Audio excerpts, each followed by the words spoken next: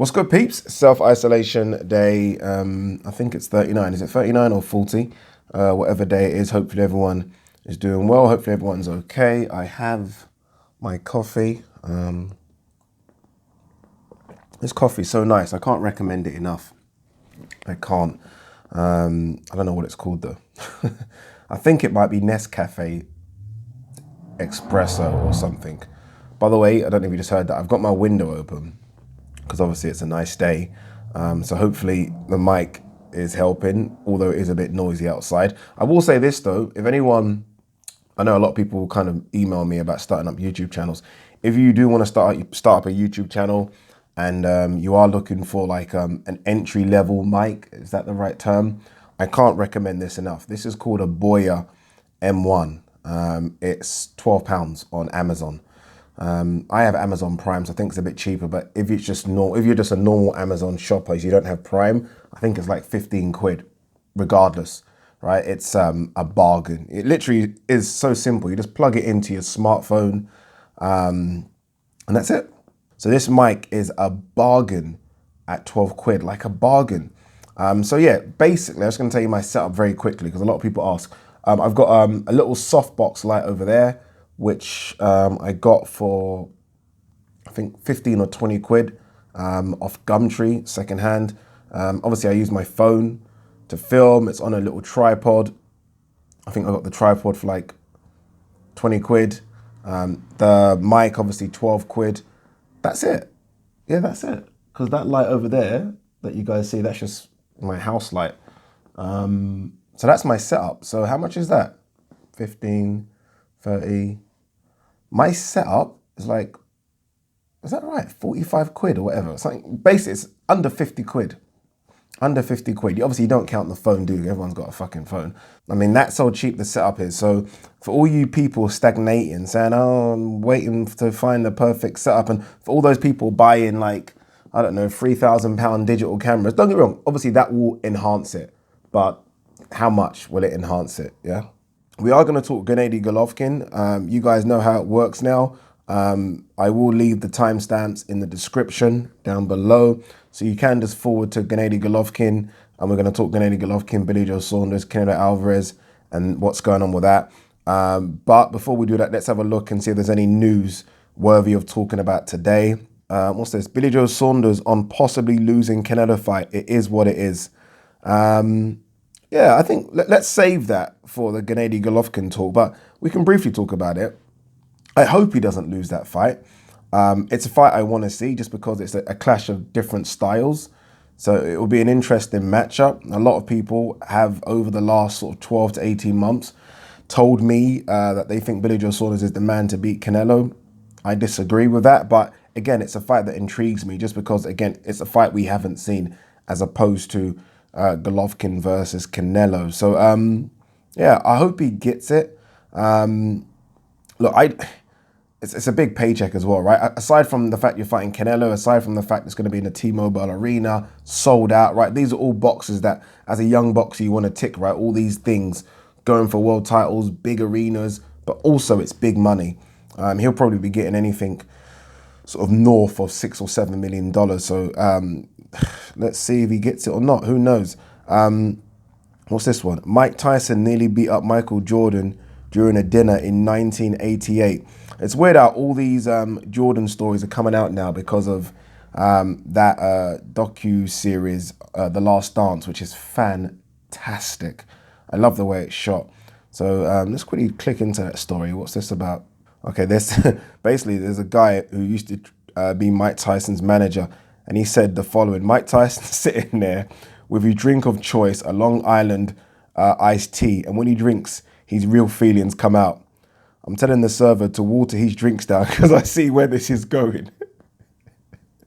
Mike Tyson stares across the table at Michael Jordan. He says, hey man, you think I'm stupid? I know you fucked with my bitch. Jordan looks like he's just seen a ghost. I know you messed with her, Mike says. You can tell me. Okay, so basically it's about that. I'm not going to really read all that for you guys. You guys can read it up. It's unboxing scenes, but imagine that, right? I mean, if you're Mike and, I mean, so if you're, which Mike? If you're Michael Jordan, Mike Tyson's getting a bit tipsy and then he starts swearing at you, saying you effed with his bitch. Boy, that can get ugly very, very quickly.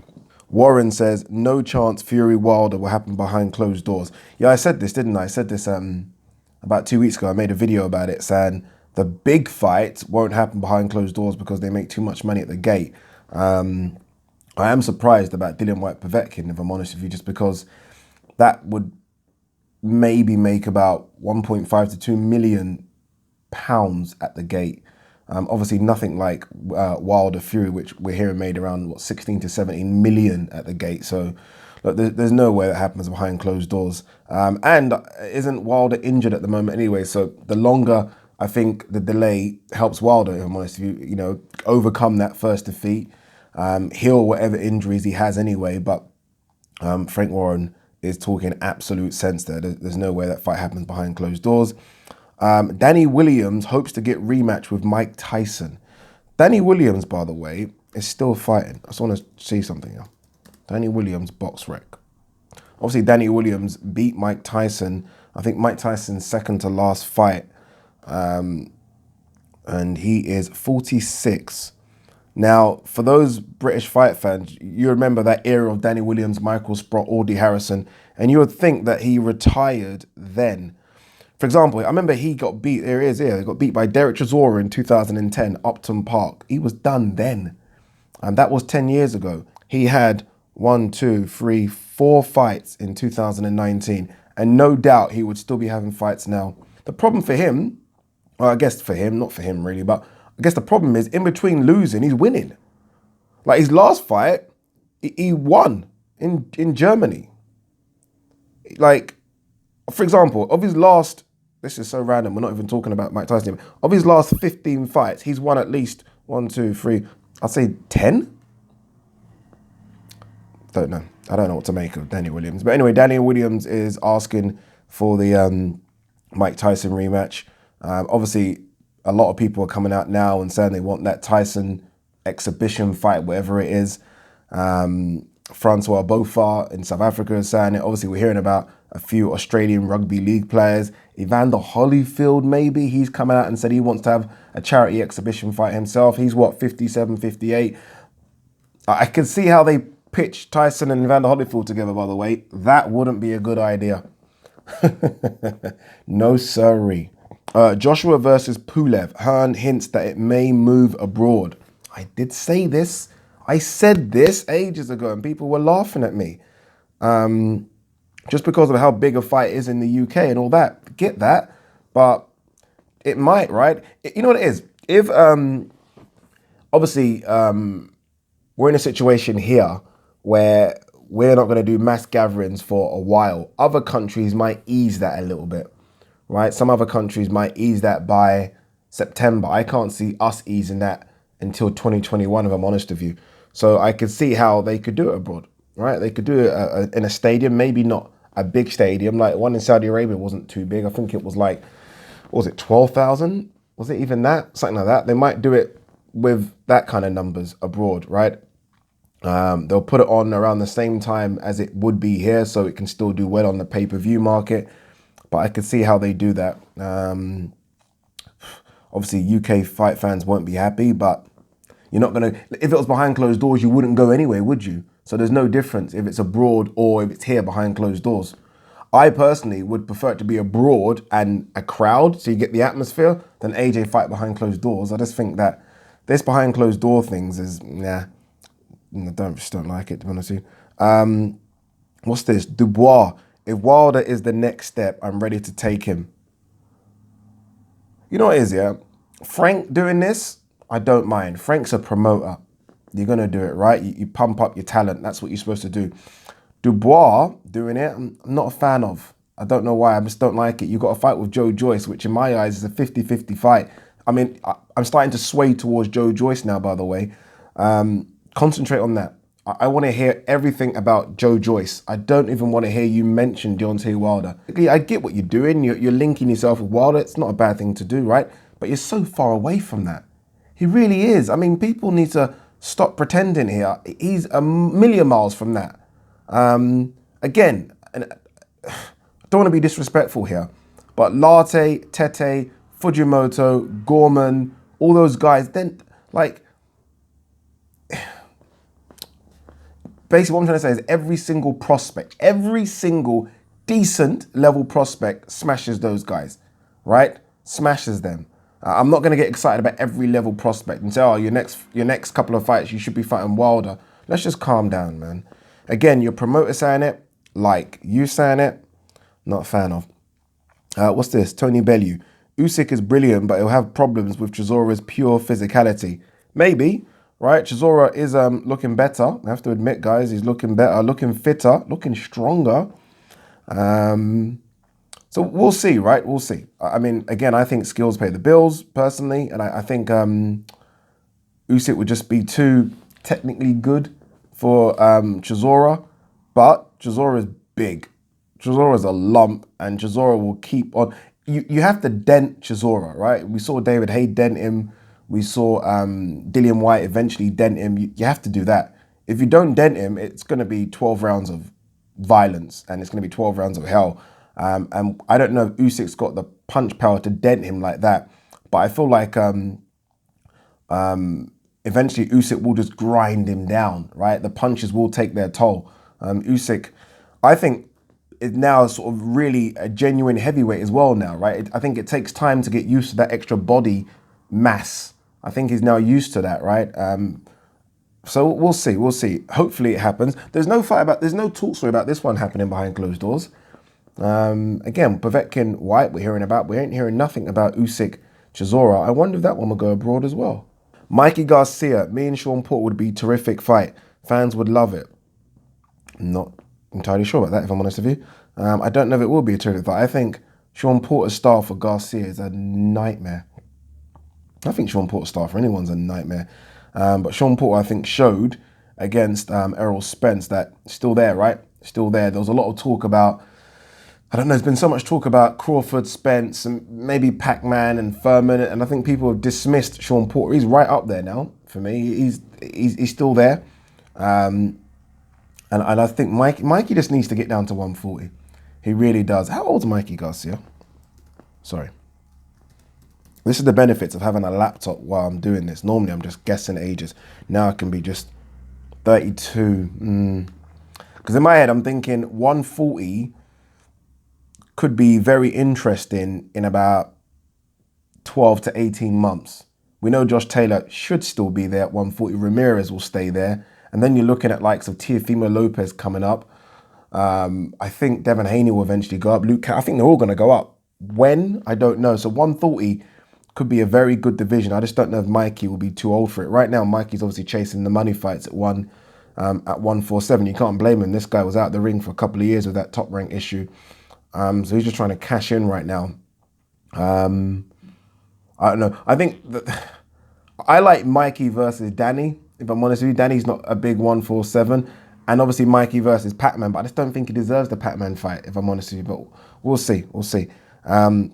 What's this? Carl Frampton. Do I ever see a third fight with Santa Cruz happening? To be honest, no. No, I don't either. Santa Cruz is not talking about it at all. Frampton's the only one that talks about this third fight. Santa Cruz doesn't mention it whatsoever, does he? I do feel, though, and I said this before in the other video, if Frampton does beat Herring, which no given, if I'm honest with you, then it's a belt, right? It's a belt, and it's maybe a money fight in Northern Ireland, but I don't see that fight happening. Look, 2 fights is good enough, right? 1 apiece. You don't necessarily always have to have a rubber match. 2 fights is good. All right, anything else before we talk about Gennady Golovkin? I don't think there is. All right, let's quickly talk about Gennady Golovkin. Gennady, obviously, a lot of people have been saying, I don't know where these rumors come from, if I'm honest with you, but a lot of people are saying that Canelo won't now have the fight with Billy Joe Saunders and that it will go straight into a trilogy fight with Gennady Golovkin. Obviously, it's a fight that a lot of people want to see. I say a lot of people. Look, for me, regardless of how people think that Gennady Golovkin is done because of the Derevyanchenko fight, the 2 Canelo fights have been fantastic fights, right? I mean, how can you not want to see that again? Do I want to see Canelo versus someone else? Yeah, But if someone put on my plate Golovkin versus Canelo, don't act like we're not tuning in. It's still going to be a great fight. I think a better fight for Golovkin at 168 as opposed to 160. And I even wonder if Canelo wants to come down to 160 again after fighting at 175. So I think 168 will be the landing spot for that fight. The Zone will definitely want that fight, right? They want to come back big after this COVID-19 issue. I don't know if Canelo versus Billy Joe Saunders does sign-ups. I think that Canelo versus GGG will always do sign-ups. Now, in the past, Golovkin has always chased Canelo, right? For a number of reasons, but the biggest reason obviously being that Canelo generates big money, right? You're fighting Canelo. If you're Golovkin, you know you're going to earn your biggest paychecks. His biggest paychecks have been against Canelo. I think his biggest paycheck prior to Canelo might have been the Kell Brook fight. I'm thinking Danny Jacobs, but I'm thinking Kell Brook over here was a pay-per-view. I think I heard somewhere he got around £5 million, which is what, $7 million. I think that's probably his biggest paycheck. Now, he no longer really is chasing the Canelo fight anymore. It's not something he actually openly speaks about doing. He's come out and said now that he's firm that he wants to fight his mandatory, which is a guy called Zerameta. I did say this the other day, that Golovkin does have a mandatory with his IBF. Now, in the past, he would never have done this, right? In the past, he would have said, I want the Canelo fight just because of money. The issue with Golovkin now, it's not really an issue, but the situation with Golovkin now is obviously he signed this 6-fight deal with DAZN, right? He's had 2 fights on that deal, Steve Rolls and Derevyanchenko. Now, he is guaranteed a certain amount of money per fight, regardless of who he fights. So, regardless of if he fights Canelo or if he fights Joe Bloggs, he's still getting paid 8 figures. So why do you need to chase Canelo? Right? It's always about that, right? It's always about that. You don't need to chase Canelo like he used to. Again, the chase for Canelo before was because of this. It wasn't because of belts. Golovkin had all the belts. It was because of that. He no longer needs that. Yes, it will be a bit more in fighting Canelo, but how much more? If Canelo's guaranteed 35 million, which I think he's guaranteed on his contract, right? 11-fight deal, 365 million or something like that. So if he's guaranteed 35, what's Golovkin going to get really for fighting Canelo? 15? What's he getting now?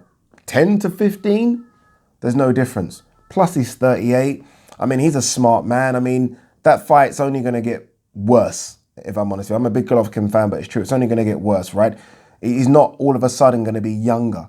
Unless he goes on a clenbuterol, Golovkin's getting older. He's getting slower. He no longer can take and ship the punches he used to. Why go in there with someone that you know is a tough fight and you're only going to get paid 2-3 million extra when you can fight guys like Zerameta? No disrespect to Zerameta, I've never heard of him before. You can fight guys like that and still get paid 8 figures. Right? I mean, I know we want to think of boxers as being warriors and all this stuff, but look, you got to think of your health, and it's about making that money as well. And if you can fight Zerameta for, let's just say 12, and you can fight Canelo for 15, you fucking go Zerameta every day, don't you? Don't you? So I don't know. I feel like he will go Zerameta route first. I don't think DAZN are going to force him to fight Canelo. And then I think they'll, depending upon when this ends, I do think that they'll do the Canelo Trilogy 2021, which, I mean, Golovkin could be nearly 39 when they do that, but they might do it then, or it will never happen. I mean, Canelo's got options, right? I mean, Golovkin right now is coming to the end. I think what DAZN have done, though, with Golovkin is a mistake, right? 6-fight deal for a guy at the time that was 37. Massive mistake. Huge mistake. I mean, 3 or 4-fight deal makes sense. 6-fight deal for Golovkin is crazy. Again, they're paying him 12 or so million to fight Steve Rolls. I mean, Derevyanchenko was a good fight, but it wouldn't have generated that much sign-ups, not to pay 12 million. And Zerameta is not going to generate sign-ups either. So I think Golovkin is firmly in control with this DAZN deal. What does that mean for Billy Joe Saunders? Could be good news, right? I mean, if Golovkin's pretty much ruling himself out, I mean, then there aren't that many options for Canelo to go. There aren't. What are the options? Callum Smith, Andrade, Derevyanchenko, right? I mean, that one Murata's been spoken about. It's got to be Billy Joe Saunders. I don't know. I don't know. What do you guys think anyway? Do you even want to see the fight? I mean, I still do. For me, it's a fight I love. I can't lie to you. I love it even more at 168. I've always said that in order to see the best of someone with a new trainer, you do need 2, 3, maybe even 4 fight camps. This would be, if he were to fight Canelo next, this would be his 3rd fight camp with Jonathan Banks. I still think the Abel Sanchez thing, I think he's made a mistake, if I'm honest with you, leaving Abel Sanchez. I do. I mean, they had a great record with each other, right? Why switch that up? I don't know. But we'll see. What do you guys think? Anyway, let me know. Peace, peeps. If you're new to the channel, don't forget to hit that subscribe button. Also, please like and share the videos. It really does help the channel a lot. And if you want to support the channel, I do have a Patreon account. The link is in the description. All right, I'm done. Peace.